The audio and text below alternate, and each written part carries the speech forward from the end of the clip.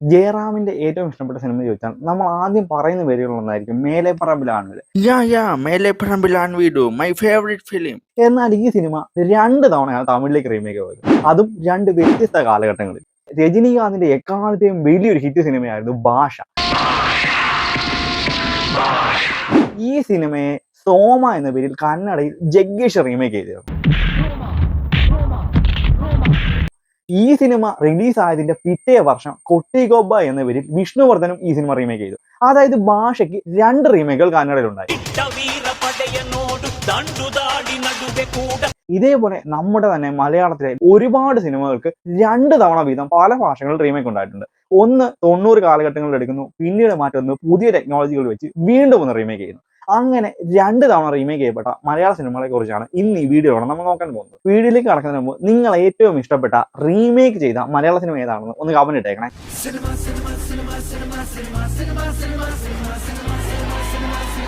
Cinema facts Malayalam, സിനിമയെ കുറിച്ച് എന്തും ചർച്ച ചെയ്യപ്പെടും. First one, Mannar speaking.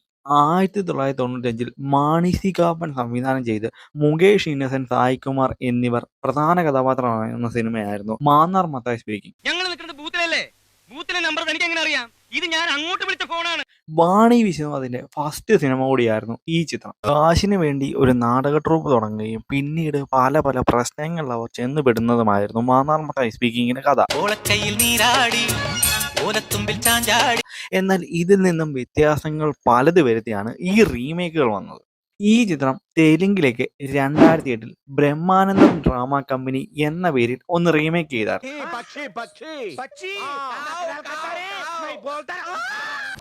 അതായത് 1995 റിലീസായ സിനിമയുടെ ഒരു ഡയറക്ടർ റീമേക്ക് തന്നെ. ഇതേ സിനിമയെ വീണ്ടും സിദ്ദിഖ് ലാൽ 2011 മാരോ എന്ന പേരിൽ നിതിനെയും അബ്ബാസിനെയും പ്രധാന കഥാപാത്രങ്ങളാക്കി വീണ്ടും തെലുങ്കിലേക്ക് റീമേക്ക് ചെയ്തു. അതായത് 2008 ഇറങ്ങിയ സിനിമയ്ക്ക് വീണ്ടും അപ്ഡേറ്റഡ് റീമേക്ക്. ഈ 2 സിനിമകളും മാന്നാർ മത്തായി സ്പീക്കിംഗ് എന്ന സിനിമയുടെ റീമേക്കാണ്. സിനിമ ഏതാണെങ്കിലും തെലുങ്ക് റീമേക്ക് ആണെങ്കിലും നായികയെ ഗ്ലാമറസ് ആക്കി കാണിച്ച് ഇങ്ങനെ ഒരു സോങ് അത് നിർബന്ധ.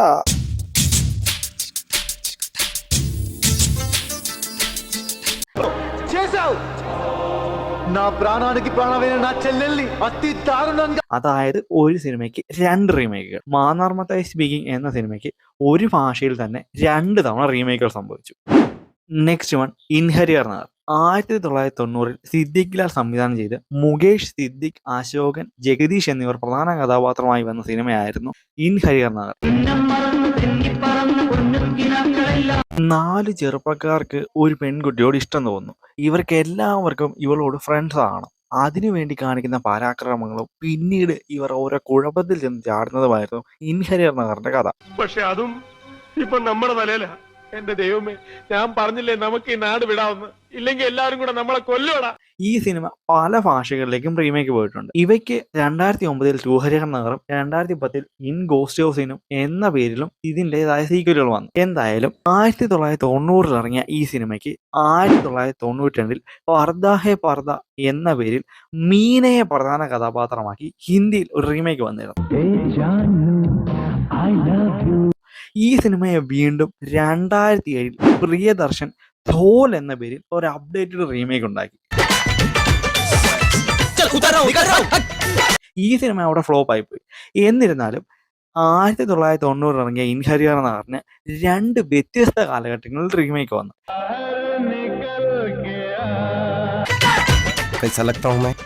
അതായത് ഒരു ഭാഷയിൽ തന്നെ 2 തവണ റീമേക്ക്. നെക്സ്റ്റ് വൺ, യക്ഷഗാനം. 1976 റിലീസായ മലയാളത്തിലെ ഒരു ക്ലാസിക് ഹൊറർ സിനിമയായിരുന്നു യക്ഷഗാനം.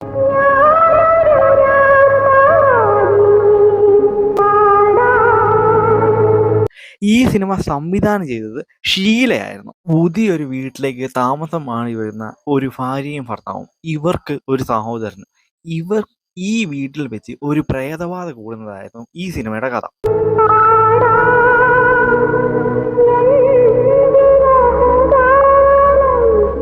ഈ സിനിമ ഇവിടെ വൻ ഹിറ്റ് ആയതോടുകൂടി 1978 1000 ജന്മങ്ങൾ എന്ന പേരിൽ തമിഴിലേക്ക് ഇതിനെ റീമേക്ക് ചെയ്തു.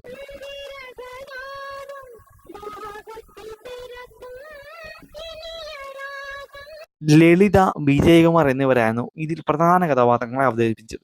ഈ ചിത്രത്തിൽ രജനീകാന്തും ഒരു സുപ്രധാന കഥാപാത്രത്തെ അവതരിപ്പിക്കുന്നുണ്ട്. ഈ സിനിമ തമിഴിൽ 78-ൽ റിലീസായ കാര്യം ഇപ്പോൾ പറഞ്ഞല്ലോ.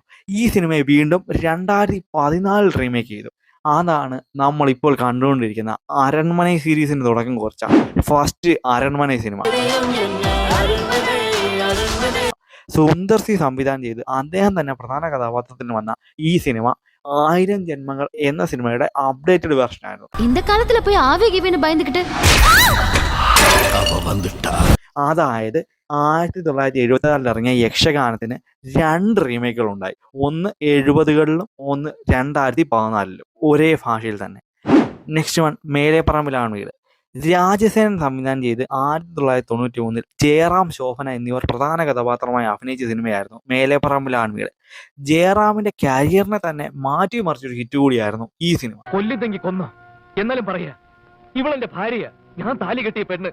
അന്യനാട്ടിൽ ജോലി കിട്ടുന്ന ഒരു യുവാവിന് ആ നാട്ടിലുള്ള ഒരു പെൺകുട്ടിയോട് പ്രണയമാവുകയും അവളെ വിവാഹം കഴിക്കേണ്ടി വരികയും പിന്നീട് വീട്ടിൽ കൊണ്ടുവന്ന് അത് വീട്ടുകാരോട് അവതരിപ്പിക്കാനായി നായകൻ നടത്തുന്ന ബുദ്ധിമുട്ടുകളുമായിരുന്നു ഈ സിനിമയുടെ കഥ. ഇവൾക്കൊരു കുഞ്ഞിനെ കൊടുക്കാൻ എനിക്ക് ആരുടെ സമ്മതമൊന്നും വേണ്ട. ഇവിടെ ഭാര്യയാണെങ്കിൽ പിന്നെ എന്തിനാണ് വേലക്കാരിയാണെന്ന് ഞങ്ങളോട് കള്ളം പറഞ്ഞത്? ഈ സിനിമ 1995-ൽ വള്ളി വരപ്പോറ എന്ന പേരിൽ പാണ്ഡ്യരാജനെ നായകനാക്കി തമിഴിലേക്ക് റീമേക്ക് ചെയ്തിരുന്നു. തമിഴിൽ ഒരു തവണ റീമേക്ക് ചെയ്ത ഈ സിനിമ വീണ്ടും റീമേക്ക് ചെയ്തു. അതായത് 2013-ൽ നസ്രിയ, ധനുഷ് എന്നിവർ പ്രധാന കഥാപാത്രമായി വന്ന നയ്യാണ്ടി എന്ന സിനിമ ഈ സിനിമയുടെ റീമേക്ക് ആയിരുന്നു. അത് ഒരു അപ്ഡേറ്റഡ് റീമേക്ക് പോലെയാണ് വന്നത്. അതായത് പുതിയ ടെക്നോളജികളൊക്കെ വെച്ച് പുതിയ കാലഘട്ടത്തിൽ നടക്കുന്ന പോലെ. എന്തായാലും മേലെപ്പറമ്പിൽ ആൺവീട് എന്ന സിനിമയ്ക്ക് വള്ളി വരപ്പോറ എന്ന പേരിൽ 1995-ലും 2013-ൽ നയ്യാണ്ടി എന്ന പേരിലും 2 റീമേക്കുകൾ വന്നിരുന്നു. രണ്ടും തമിഴിൽ തന്നെയായിരുന്നു റീമേക്കുകൾ വന്നത്. നെക്സ്റ്റ് വൺ തൂവൽ സ്പർശം. 1990-ൽ കമൽ സംവിധാനം ചെയ്ത് ജയറാം, മുകേഷ്, സായികുമാർ, സുരേഷ് ഗോപി, ഉർവശി എന്നിവർ പ്രധാന കഥാപാത്രമായി വന്ന സിനിമയായിരുന്നു തൂവൽ സ്പർശം.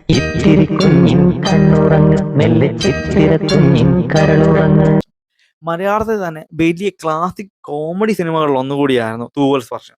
അപ്രതീക്ഷിതമായി ഒരു കൊച്ചുകുട്ടി 3 യുവാക്കളുടെ ജീവിതത്തിലേക്ക് കടന്നു വരികയും പിന്നീട് അതിന്റെ യഥാർത്ഥ രക്ഷകർത്താക്കളെ തേടി പോകുന്നതുമായിരുന്നു തൂവൽ സ്പർശം എന്ന സിനിമയുടെ കഥ. അവരൊന്നിച്ചു വന്നിരിക്കുന്നു കിങ്ങിനെ കൊണ്ടുപോകാൻ.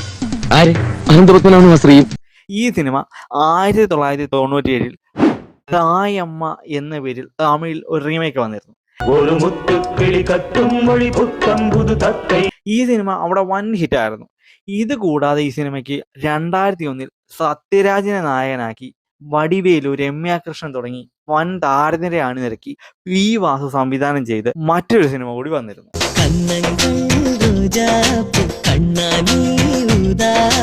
ആസ്തൈ എന്നായിരുന്നു ഈ സിനിമയുടെ പേര്. അതായത് 1990 റിലീസായ തൂവൽ സ്പർശം എന്ന സിനിമയ്ക്ക് 91-ൽ തായമ്മ എന്ന പേരിലും 2001-ൽ ആസ്തൈ എന്ന പേരിലും റീമേക്കുകൾ വന്നു.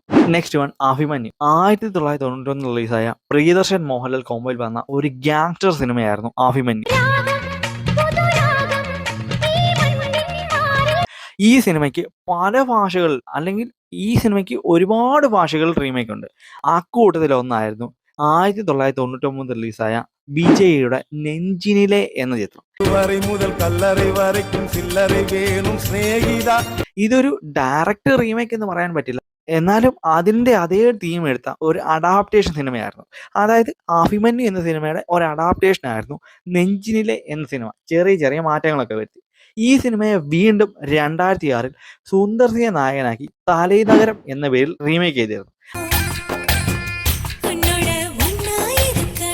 അതായത് അഭിമന്യു എന്ന സിനിമയ്ക്ക് 1999-ൽ വിജയെ നായകനാക്കി നെഞ്ചിനിലെ എന്ന പേരിൽ ഒരു റീമേക്ക് വരുന്നു. പിന്നീട് 2006-ൽ സുന്ദർ സിയെ നായകനാക്കി തലൈനഗരം എന്ന പേരിൽ റീമേക്ക് വന്നു.